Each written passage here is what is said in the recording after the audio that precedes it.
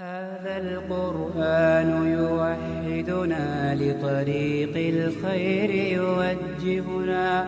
الله تعالى أنزله ورسول الله معلمنا. لله رب العالمين الرحمن الرحيم مالك يوم الدين إياك نعبد وإياك نستعين اهدنا الصراط المستقيم صراط الذين أنعمت عليهم غير المغضوب عليهم ولا الضالين.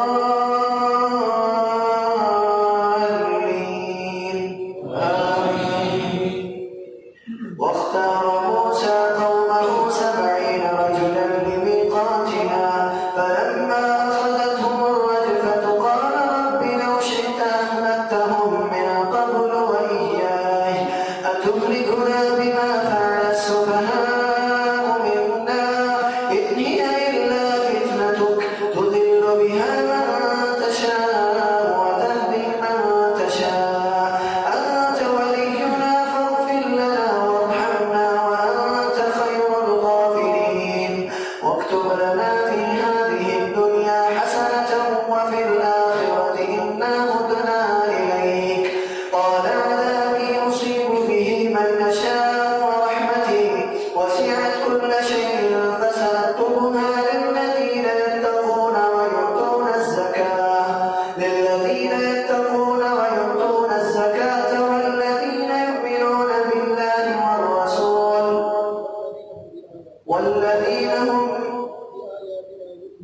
والذين هم بآياتنا يؤمنون الذين يتبعون الرسول النبي الأمي الذي يؤمن بالله الذي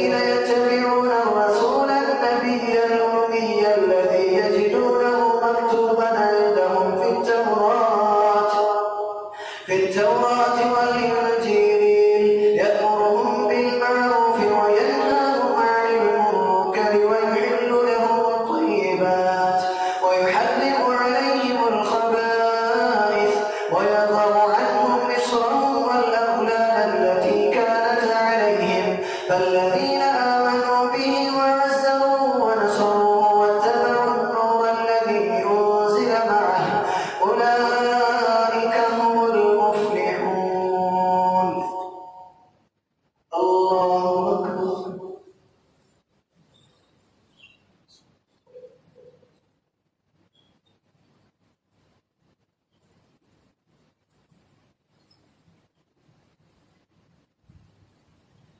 سمع الله لله رب العالمين الرحمن الرحيم مالك يوم الدين إياك نعبد وإياك نستعين اهدنا الصراط المستقيم صراط الذين أنعمت عليهم غير المغضوب عليهم ولا الضالين.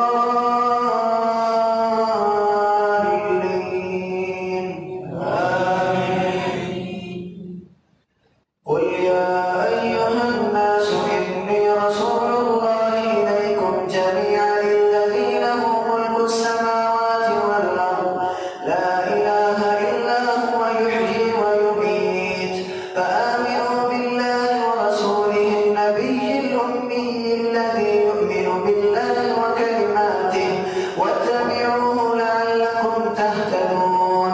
ومن قوم موسى أمة يهدون بالحق وبه يعدلون وقطعناهم 12 أسباطا أمما وأوحينا إلى موسى إذ استسقاه قومه أن اضرب بعصاك الحجر فانبجست منه 12 عينا قد علم كل أناس مشربهم كلوا واشربوا قد علم كل أناس مشربهم وظللنا عليهم الغمام وأنزلنا عليهم المن والسلوى كلوا من طيبات ما رزقناكم وما ظلمونا ولكن